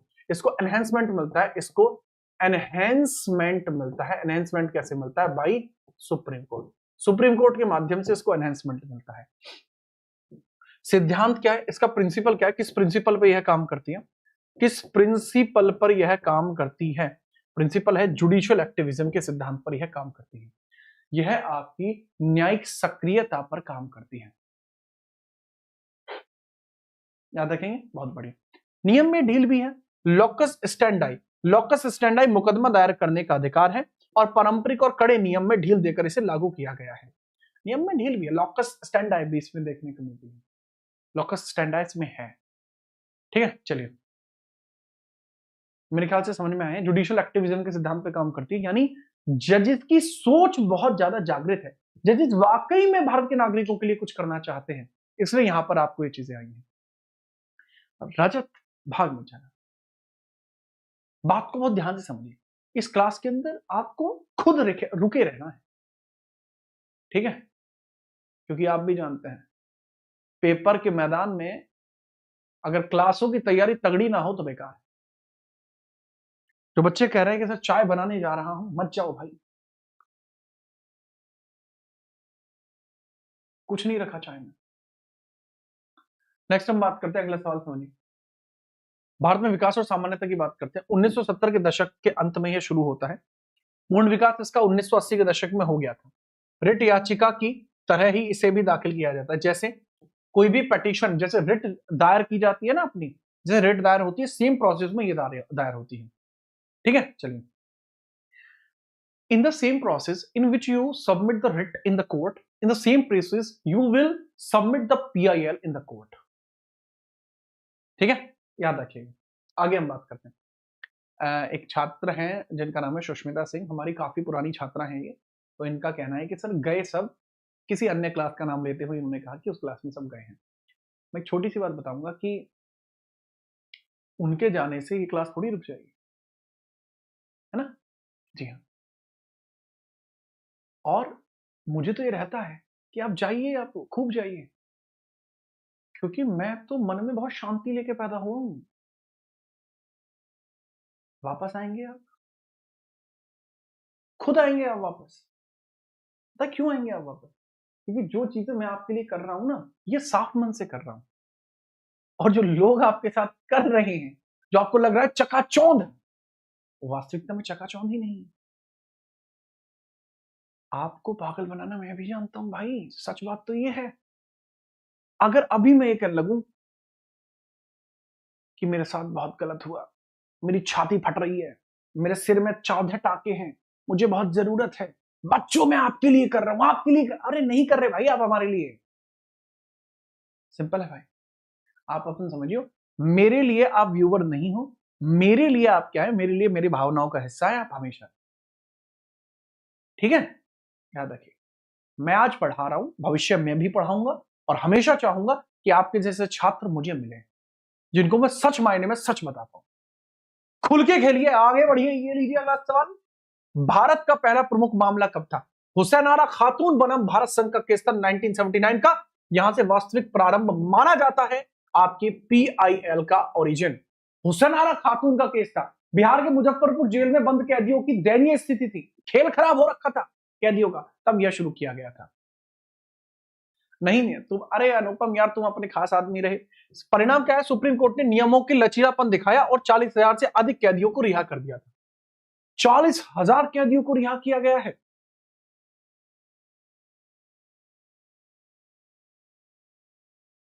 ठीक है, चलिए, ये 1979 का मामला, तो तभी पीआईएल आती है। तो क्योंकि पीआईएल का मामला क्या है, 40,000 कैदी थे जिनके ऊपर अत्याचार हो रहे थे, तब इसको यहां पर शुरू किया गया। आगे हम बात करते हैं पीआईएल का मुख्य विशेषता क्या होती है। सर, यह सामाजिक इंजीनियरिंग पर आधारित है। यूपीएससी 2021 में प्रश्न पूछा गया। सर क्या कहना भला, क्या कहना सर, पीआईएल जो है आपकी सोशल इंजीनियरिंग पे काम करती है, यूपीएससी 2021 में प्रश्न पूछा गया। वाह जी, क्या सवाल, याद रखना चाहिए। सीधा आपको सटीक देखने को मिलेगा। सुलभ, सस्ता और तीव्र न्याय प्रदान करता है पीआईएल। निजी मामला, निजी मामलों में पीआईएल स्वीकार नहीं होती। जैसे अब यहां पे अनूप है, अनुपम अपना छोरा है क्लास के अंतर्गत, अगर ये कल को ये आकर लगे जी हमारी भैंस खुल के भागी, तो भैंस के जाने की वजह से इनको पर्सनल इशू है, पूरे गांव को थोड़ी इशू है।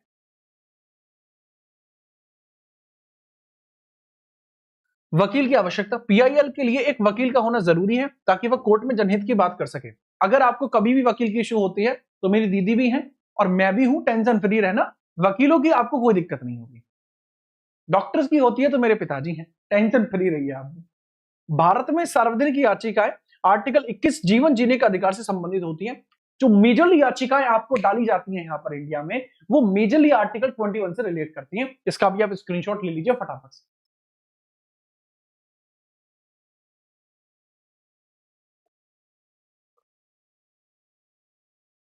ठीक है, नेक्स्ट हम बात करते हैं प्रमुख व्यक्ति जो भारत में पीआईएल के जनक माने जाते हैं।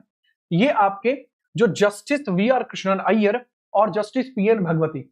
आज भी बहुत सारे लोग हैं जो पीएन भगवती को महिला मानते हैं। मुझे याद है बहुत सारे ऐसे क्लास के अंदर आज भी गजोधर मौजूद हैं जिनका मानना यह है कि जस्टिस पीएन भगवती महिला हैं, पर जस्टिस पीएन भगवती पुरुष हैं। ठीक है, याद रखना। अगर जनक पूछा जाए तो पीएन भगवती और प्रवर्तक पूछा जाए तो कृष्ण अय्यर नाम होगा। यानी जो पीएन भगवती हैं ये इनिशिएटर हैं, लेकिन इनको इन्फ्लुएंस किसने किया? सर मतलब बहुत ज्यादा फेमस पीआईएल को किसने किया? वो कृष्णन अय्यर के द्वारा किया गया है। आगे बढ़िए, महत्वपूर्ण तथ्य, जनहित याचिकाओं की जननी ये है महिला जो मदर ऑफ पीआईएल कही जाती है, पुष्पा कपिला हिंगू रानी है। 100 से अधिक पीआईएल इन्होंने दाखिल करी है। मुंबई कामगार सभा बनाम अब्दुल्ला थाई के केस में पहली बार पीआईएल दाखिल की गई थी हुसैन आला खातून से पहले, बट वो इंपोर्टेंट नहीं माना जाता कई बार। नेक्स्ट हम बात करते हैं दाखिल करने की प्रक्रिया। कौन कर सकता है? भारत का कोई भी नागरिक, जैसे क्लास के अंदर कोई भी छात्र है वो जा सकता है। ठीक है, और जाके पीआईएल दाखिल कर सकता है। नेक्स्ट माध्यम क्या होता है? एक साक्षर पत्र होना चाहिए, लेटर के माध्यम से, पोस्ट कार्ड के माध्यम से इसको भेजा जाता है। शर्त का जन कर्तव्यों के उल्लंघन या जनमानस की क्षति के संदर्भ में होना चाहिए, जिसके अंदर एक लार्ज नंबर ऑफ पीपल्स इसमें होनी चाहिए। नेक्स्ट, रजिस्ट्रार्ड का आदेश होता है, नाम तय का आदेश पत्र याचिका पर रजिस्ट्रार्ड के द्वारा आदेश पारित होना चाहिए।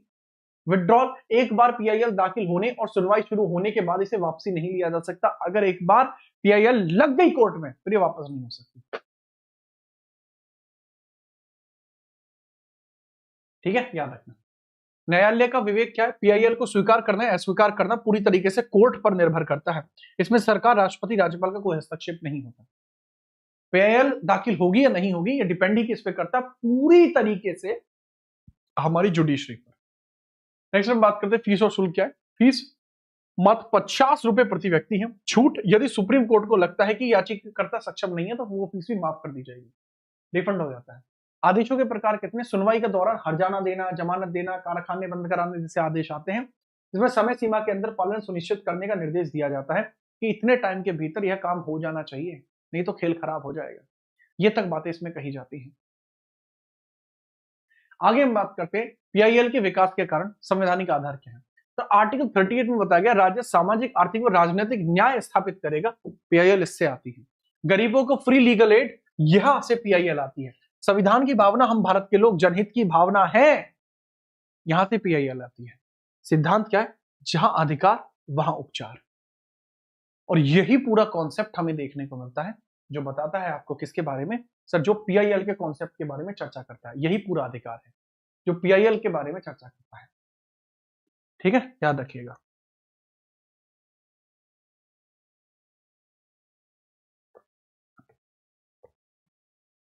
याद रखेंगे। चलो भाई आगे बढ़ते हैं। पीआईएल के विषय क्षेत्र क्या है? पर्यावरण, शांति का क्षेत्र, मानवाधिकार या अन्य, आतंकवाद, सड़क बाधा, इस सब मामलों के अंदर पीआईएल दाखिल हो सकती है। अब आपके क्वेश्चन शुरू होंगे पीआईएल के। यहां से क्वेश्चंस की शुरुआत की जा रही है। अगर आप तैयार हैं तो बता दीजिए। अगर आप तैयार हैं तो बता दीजिए। Yes sir, we are ready.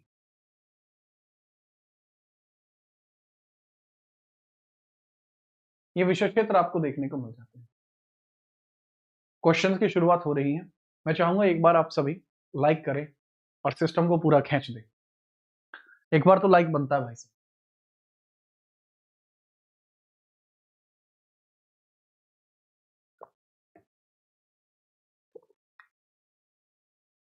ठीक है, चलिए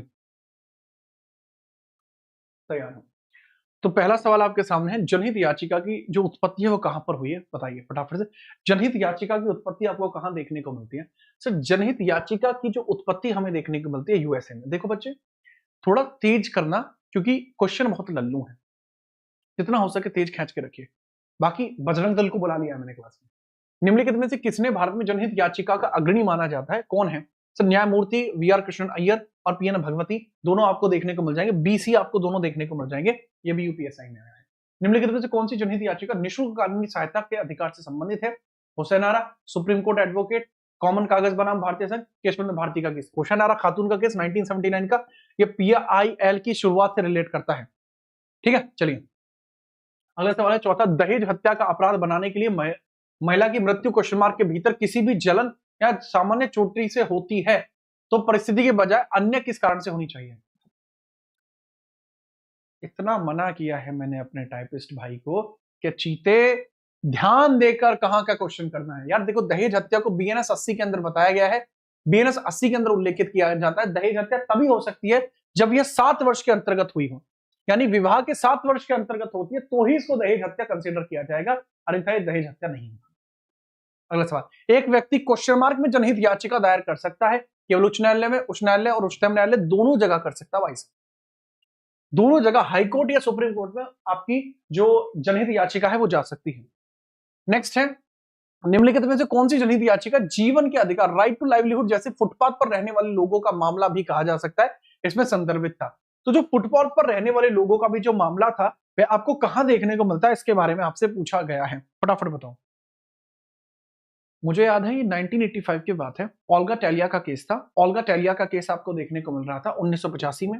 जो बॉम्बे नगर निगम है, इन्होंने इन लोगों के घर तोड़ दिए थे। इन लोगों के घर तोड़ दिए थे जो फुटपाथ पे रह रहे थे। ठीक है, तो उस वजह से आपको देखने को मिलता है जो ओल्गा टेलिस बनाम बॉम्बे नगर निगम है वो केस आपको यहीं देखने को मिलता है। ओल्गा टेलिस वर्सेस जो बॉम्बे नगर निगम है वो आपको यहीं देखने को मिलता है पूरा केस। सातवां सवाल है, निम्नलिखित दो कथनों के बीच सही संबंध को चुनिए। पीआईएल लोक्स स्टैंडी के नियम का विस्तार करती है। लॉकस स्टैंडी के नियम का विस्तार, ठीक है। जनहित याचिका में पत्र काव्यागत इपिस्टोलरी अधिकार क्षेत्र का न्यायालय के द्वारा प्रतिस्थापन किया जाता है, यानी न्यायालय इन चीजों को खत्म कर देते हैं। इसका मतलब है कि आपको पीआईएल क्यों चाहिए, क्यों दाखिल कर दिए पीआईएल, इसके पीछे का कारण स्पष्ट करना पड़ता है। क्या इसके पीछे का कारण स्पष्ट आपको करना पड़ता है? तो इसके बारे में आपसे पूछा गया, फटाफट बताओ। जी हाँ, किया गया, आवश्यकता नहीं है। करेक्ट है, ए और बी दोनों। जनहित याचिका में in PIL epistolary jurisdiction is institutionalised by court. 8वें नंबर का सवाल, पीआईएल पर आधारित क्या है? राइट जुरिस्प्रूडिक्शन, सोशल कॉन्ट्रैक्ट या social engineering? Sir social engineering तो आपको याद होगी, मैंने कई बार आपको बताया भी सोशल इंजीनियरिंग तो जरूरी है, सोशल इंजीनियरिंग तो जरूरी है, बट अधिकार न्यायशास्त्र इस पे काम नहीं करता, राइट्स जूरिस्प्रूडेंस काम करता है रिट्स पर काम करता है। सोशल कॉन्ट्रैक्ट ये कोई कॉन्ट्रैक्ट नहीं है, दिस इज सामाजिक इंजीनियरिंग, एक सोशल इंजीनियरिंग का बेस्ट एग्जांपल है, तो this is just a social engineering case. ठीक है, नेक्स्ट हम बात करते हैं, अगला सवाल ये रहा 9वें नंबर का, निम्नलिखित में से किस पर जनहित याचिका के रूप में विचार नहीं किया जा सकता? क्या जनहित याचिका नहीं हो सकती? मकान मालिक और किराएदार का मामला, पेंशन का मामला, पेंशन का मामला बिल्कुल हो सकती है, लेकिन इसके अंतर्गत कुछ लोगों को लगेगा कि सर इसके अंतर्गत मकान मालिक और किराएदार का जो मामला वो नहीं आ सकता क्योंकि निजी मामला है। थोड़ी सी बुद्धि का यूज करते हैं, थोड़ी सी बुद्धि का यूज करते हैं। सर यहां मकान मालिक को स्पेसिफाई नहीं किया गया, जैसे आज की डेट में देखो मैं किराए पे के घर में रहता हूं एक जगह, तो मैं किराएदार हो गया, तो बहुत सारे लोग किराएदार होंगे, बहुत सारे लोग किराएदार होंगे, हाँ जी सर, बहुत सारे लोग मकान मालिक होंगे, तो ये सबके लिए है, तो इसका अंदर होगा ए एंड बी दोनों, बी ऑप्शन होगा, इसका सी नहीं होगा। 10वें नंबर का सवाल है, परमानंद कटारा का जो मामला था, परमानंद कटारा का जो मामला था, ये किस चीज से रिलेट करता है? परमानंद कटारा का मामला आर्टिकल 21 से रिलेट करता है, परमानंद कटारा का मामला 21 से रिलेट करता है, और ये चिकित्सा पाने के अधिकार से रिलेट करता है। चिकित्सा पाने का अधिकार ये आर्टिकल 21 में देखने को मिलता है, जीने का अधिकार में आएगा, ठीक है, याद रखना। 11वें नंबर का केस है, आपको बताना, होशनारा खातून बिहार का किसी की जनहित याचिका का मामला था, ठीक है, ये स्टेटमेंट सही है, पूछा कौन सा सही नहीं है। नागरिक बनाम असम केस, परमानंद कटारा मामला में एक जनहित याचिका मामला था जिससे चिकित्सा सहायता के दायित्व को स्थापित किया था। एससी मेहता बनाम भारत संघ एक जनहित याचिका मामला था जिसने गंगा जल प्रदूषण के मुद्दे का समाधान करने की मांग करी थी। एससी मेहता का केस था, एससी मेहता का केस था, करेक्ट था, एससी मेहता का केस। बट अगर हम बात करते हैं जो नागरिक बनाम असम राज्य था, ये कोई केस इससे रिलेट नहीं करता, इसमें आर्टिकल 14, 15 और 21 की बात करी थी, 14, 15 और 21 की बात करी थी, ठीक है, याद रखना। 12वां सवाल, जनहित याचिका दायर करने के संदर्भ में निम्नलिखित में से कौन सा कथन सही है? मुंबई में बैठा एक व्यक्ति मध्य प्रदेश में हो रहे श्रमिकों के शोषण के संबंध में जनहित याचिका दायर कर सकता है, क्या यह संभव है? मुंबई का एक व्यक्ति एमपी के लोगों के लिए जनहित याचिका दायर कर सकता है, क्या यह संभव है? जहां तक मुझे लगता है संभव है। खैर, एक अदालत में जनहित याचिका को पीड़ित पार्टी या किसी तीसरे पक्ष की बजाय अदालत द्वारा भी पेश किया जा सकता है, ये भी करेक्ट है, अदालत भी इस चीज को पेश कर सकती है भाई साहब, याद रखना। तो पी और क्यू दोनों भी आपके हो सकते हैं, पी एंड क्यू बोथ भी आपको देखने को मिल जाएंगे, पी एंड क्यू बोथ आपको देखने को मिल जाएंगे, ठीक, याद रखना। 13वें नंबर का सवाल, इनमें से कौन सी जनहित याचिका के जरिए नसबंदी के लक्ष्य हासिल करने के लिए राज्य के द्वारा धांधलियों को उजागर करने के उद्देश्य से आर्थिक मुआवजे मरीजों की सुरक्षा के लिए आपका आया था?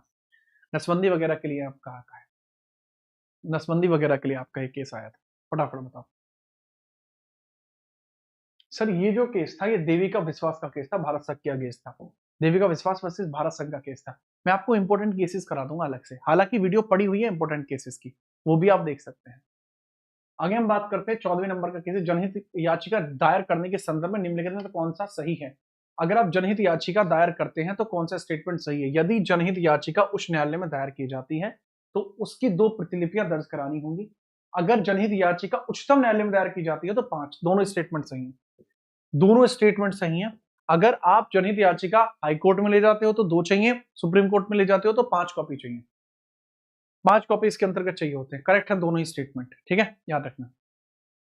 आगे बढ़िए, आगे नेक्स्ट है, अगर पूछा जाए संविधान के अनुच्छेद के तहत सर्वोच्च न्यायालय में संविधान के अनुच्छेद क्वेश्चन मार्क के तहत किसी राज्य के अंदर जो है आपकी जनहित याचिका दायर की जा सकती है? 32 और 226 के तहत, क्योंकि यह कैसे दायर होती है? जैसे रिट दायर होती है, बिल्कुल उसी प्रकार से, ठीक है। ये आपके पीआईएल के बारे में सवाल थे। अब हम थोड़े से क्वेश्चंस आपको यहां पर देखते हैं, थोड़ा सा आगे बढ़ते हैं, और आपके लिए 15 क्वेश्चन मैं छोड़ देता हूं ताकि आप अच्छे से 15 क्वेश्चनों को कर पाए, घर से आप कर लेना। अब आरटीआई के क्वेश्चंस की बात करते हैं। 15 आरटीआई के क्वेश्चन करेंगे, बताइए 15 क्वेश्चन अब यहां आरटीआई के कराए जाएंगे, फटाफट नोट करिए।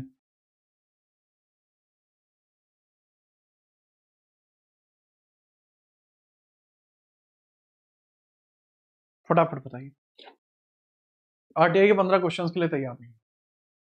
बताओ। केंद्रीय सूचना आयोग ने सूचना के अधिकार अधिनियम 2005 के तहत जुर्माना किस पर अध्यारोपित किया है? जुर्माना किस पर अध्यारोपित है? बताया तो था जुर्माना किस पर लगता है। सर जुर्माना तो लगता है जन सूचना अधिकारी पर, जन सूचना अधिकारी पर लगता है सर जुर्माना। आप बताए थे सर जुर्माना जन सूचना अधिकारी पर लगता रहा। बहुत अच्छे आदमी। दूसरा, सूचना का अधिकार अधिनियम 2005 में कितनी अनुसूचियां हैं? 2 अनुसूचियां हैं, 31 सेक्शंस हैं। 2 अनुसूचियां हैं, 31 सेक्शंस हैं, 6 भाग हैं। Under which act a CIC was constituted? केंद्रीय सूचना आयोग का गठन किस अधिनियम के तहत किया जाता है? Right to information act 2005। सूचना अधिकार अधिनियम में धारा सूचना के प्रकटीकरण से छूट प्रदान करती है, मतलब एग्जेम्पशन फ्रॉम डिस्क्लोजर है, धारा 8। धारा 8 में लिखा हुआ है कि कुछ ऐसे मामले होंगे जिसकी जो सूचना है वह साझा नहीं की जा सकती, जिसकी जो सूचना है वह साझा आपकी नहीं की जा सकती। 7 क्या है फिर? अनुरोध का निपटारा। जो भी रिक्वेस्ट है, अनुरोध का निपटारा, अनुरोध का निपटारा है कि कुछ मामलों में अनुरोध का निपटारा, किसी ने रिक्वेस्ट करी है तो निपटारा होगा, 30 दिन में होगा, 48 घंटे में होगा, उसके बारे में चर्चा की गई है। ठीक है, चलिए ओके। चलो 9वें में क्या है? 9वें में कुछ मामलों का पृथक्करण है भाई। कुछ कतिपय मामले हो सकते हैं जिसके अंदर जानकारी साझा नहीं हो सकती, कुछ कतिपय स्पेशल केसेस हो सकते हैं। धारा 10 में डिफरेंस क्रिएट किया गया है। केंद्रीय सूचना आयोग के द्वारा लगाया गया जुर्माना कितने तक बढ़ सकता है? 25,000 तक बढ़ सकता है, 25,000 रुपीज तक बढ़ सकता है, 500 पर डे के हिसाब से। सार्वजनिक प्राधिकरणों को सूचना के प्रकटन का जो दायित्व है, सूचना का अधिकार अधिनियम 2005 की किस धारा के तहत है? Obligation of public authority. Obligation of public authority आपको देखने को मिलता है, मतलब जो पब्लिक अथॉरिटीज होती हैं, यानी जो आपके सरकारी निकाय होते हैं, इनको क्या करना होता है? इनको सूचना जारी करनी ही करनी होती है। और ये बात कहां लिखी हुई है सर? यह बात सेक्शन 4 में लिखी हुई है कि इनको जानकारी देनी ही देनी होती है। It is written in section 4। 7वें नंबर का सवाल है, एक व्यक्ति एक सार्वजनिक प्राधिकरण को किसी जानकारी के लिए अनुरोध करते हुए एक आवेदन दायर करता है, और यदि ऐसी जानकारी किसी अन्य सार्वजनिक प्राधिकरण के पास है तो ऐसा प्राधिकर करेगा। क्या प्राधिकर करेगा? बताएं, क्या प्राधिकार इसके अंतर्गत आपको देखने को मिलेगा? तो करेक्ट आंसर इसमें यह होगा कि सर संबद्ध प्राधिकरण के पास आवेदन अग्रेषित कर देगा। अगर जैसे मान के चलो मैंने स्पोर्ट्स के बारे में मैंने आरटीआई फिल करी है और मैंने वो भेज दी होम मिनिस्ट्री को, तो होम मिनिस्ट्री उसको स्पोर्ट मिनिस्ट्री को भेज देगी। संबंध प्राधिकरण के पास आवेदन को अग्रेषित कर देगा। ये थोड़ा सा रहता है। 8वां सवाल है, क्वेश्चन मार्क के तहत सूचना का अधिकार अधिनियम में यह प्रावधान है कि कोई भी जानकारी जो जांच की प्रक्रिया या अपराधियों के खिलाफ मुकदमा चलाने में बाधा डालती है, उसका खुलासा करने की आवश्यकता नहीं है। अगर अपराधियों के बारे में जानकारी, मतलब अपराधी को कैसे छुड़वाना है, इस बारे में जानकारी डालती है, तो उसको देने की जरूरत नहीं है। याद रखना, वो डी के एच के अंदर है। विदेशी संबंधों को आप क्षति नहीं पहुंचाएंगे, कोई ऐसी जानकारी साझा नहीं करेंगे जिससे विदेशी संबंधों को क्षति पहुंच जाए। वो एफ में लिखा हुआ है। एफ से मुझे क्यों याद है? फॉरेन। फॉरेन का मतलब विदेशी क्षति पहुंचाने से इसके अंतर्गत रोकना होगा। ठीक है, याद रखना। अगर वाणिज्यिक विश्वास टूट जाता है, वाणिज्यिक विश्वास टूटता है, डी में लिखा हुआ है ऐसी जानकारी साझा नहीं करेंगे जिसको न्यायालय ने साझा करने से मना किया है, वो भी नहीं करेंगे। 9वां सवाल है कि भैया राइट टू इंफॉर्मेशन लागू नहीं होता किस पर? ओके, प्राइवेट कंपनियों पर लागू नहीं होता। प्राइवेट कंपनियों के ऊपर डायरेक्टली आरटीआई एक्ट लागू नहीं होता। आरटीआई एक्ट डायरेक्टली प्राइवेट कंपनियों के ऊपर लागू नहीं होता है। नेक्स्ट हम बात करते हैं कि भाई जो चीफ इंफॉर्मेशन कमिश्नर को हटाने का दम किसके पास है? राष्ट्रपति के पास है, नियुक्त भी वही करते हैं। सूचना का अधिकार अधिनियम के प्रावधानों के तहत भारत का कोई भी नागरिक क्वेश्चन मार्क से जानकारी का अनुरोध कर सकता है। किसे जानकारी मांग सकता है? Sir ministry of concern department, जो संबंधित विभाग है उससे जानकारी की मांग की जा सकती है। नेक्स्ट अगला सवाल है 12वां, आरटीआई अधिनियम के अंतर्गत सूचना प्राप्त करने की प्रक्रिया के संदर्भ में इनमें से कौन सा सही है? सूचना प्राप्त करने के लिए आवेदन को कोई निर्धारित प्रारूप नहीं है। आवेदन सादे कागज पर किया जा सकता है, पोस्ट कार्ड पे होता है। सूचना पाने के पीछे क्या कारण है? यह सूचना प्रार्थी को बताने की आवश्यकता नहीं है। ये स्टेटमेंट सही है। आपको नहीं जरूरत पड़ती, बताना है ही नहीं आपको। आप जैसे चाहे वैसे इसके अंतर्गत यह काम कर सकते हैं, आप कतई मत बताना, कोई जरूरत नहीं बताने की। बट यार अगर देखें, आवेदन सीधे कागज पर हो सकता है, बट इसकी पैकिंग पोस्ट कार्ड में करी जाती है। सीधे कागज पर हो सकता है, पैकिंग पोस्ट कार्ड में होती है। तो करेक्ट आंसर है बोथ होगा, बोथ करेक्ट आंसर देखने को मिलेगा। निम्नलिखित में से कौन सूचना का अधिकार आरटीआई अधिनियम के अंतर्गत सूचना प्राप्त नहीं कर सकता? कंपनी इनकॉर्पोरेटेड इन इंडिया, निगमित कंपनी, नॉन गवर्नमेंट ऑर्गेनाइजेशन या फॉरेनर। सब विदेशी नहीं कर सकता। पहली बात, विदेशी व्यक्ति भारत में आरटीआई का यूज नहीं कर सकता, क्योंकि यह आर्टिकल 19 में आती है, जो ओनली सिटीजन आर्टिकल आपको देखने को मिलेगा। तो कहने की बात तो ये हुई कि sir company incorporated in India, जो भारत में कोई कंपनी है वो तो कर सकती है, और जो भारत के अंदर कोई एनजीओ है वो भी कर सकता है। करेक्ट आंसर है भाई। पॉइंट ये है कि विदेशी तो नहीं कर सकता, नहीं कर सकता, नहीं। कंपनी, निगमित कंपनी नहीं कर सकती, क्योंकि इंडिविजुअल को होता है, इंडिविजुअल कर सकता है, केवल इंडिविजुअल कर सकता है, कंपनी नहीं कर सकती, ना संगठन कर सकता। इसके अंदर होगा एबीसी, तीनों ही नहीं प्राप्त कर सकते। ये तो जानकारी, तीनों ही लोग यहां जानकारी प्राप्त नहीं कर सकते। अगला है, यदि किसी नागरिक के सूचना अधिकार अधिनियम के तहत अपील और दूसरी अपील का उपाय समाप्त हो गया है, तो वो क्या करेगा? सर आर्टिकल, उच्चतम न्यायालय जाना है, आर्टिकल 32 के तहत जाएगा। सुप्रीम कोर्ट कैसे जाएगा? आर्टिकल 32 के तहत जाएगा। 15वां सवाल, सूचना का अधिकार आरटीआई अधिनियम के तहत किसी लोक सूचना अधिकारी से सूचना ना मिलने पर कितने दिनों के भीतर एक सूचना प्रार्थी प्रथम अपीलीय प्राधिकरण के पास जाता है? पहली अपील कितने दिनों के अंदर की जाती है? जो पहली अपील है वह कितने दिनों के अंतर्गत की जाती है? फटाफट बताओ सर। पहली अपील 30 दिन में की जाती है, दूसरी की जाती है 60 दिन में। पहली अपील की जाती है 30 दिन में, दूसरी की जाती है भाई साहब आपकी 60 दिन में। पहली अपील कब की जाती है? 30 दिन में, और दूसरी की जाती है आपके 60 दिन के अंदर आपकी दूसरी अपील की जाती है, मतलब 90 दिन के अंदर दूसरी अपील की जाती है। तो यही भी आपका डन हो गया है, ये भी आपका पूरा डन होता है। मुझे नहीं लगता कि इसके अंतर्गत आपको कोई भी समस्या होगी। प्रथम 30, दूसरी 90। शाबाश यादव जी, डन होता है। यहीं पर यह पूरा मामला डन हो जाता है। इसके अलावा जो बचे हुए आपके 15 सवाल हैं वो घर से कर लेना। 15 सवाल आपके इसके दे दिए हैं, 15 सवाल आपके पीआईएल के दे दिए हैं। आप अपने टेलीग्राम, जो जीत राणा जीएस टेलीग्राम है आपका, जो जीत राणा जीएस टेलीग्राम है आपका, यहां से आप इसको प्राप्त कर सकते हैं तगड़े तरीके से। और एक और बात मैं थोड़ी सी यहां बता देना चाहूंगा, अगर आप में से कोई ऐसा छात्र है जिसने नोटिफिकेशन ऑफ कर रखे हैं टेलीग्राम के, साइलेंट किया हुआ है, तो कतई मत कर लेना। मैं फालतू का कोई फेक नोटिफिकेशन इसमें एक भी नहीं आएगा चैनल पे, एक भी नहीं आएगा, ठीक है ना? अब ना भविष्य में कभी नहीं, सिर्फ कंटेंट। अब बोलेगा तो कंटेंट बोलेगा। जय हिंद, वंदे मातरम।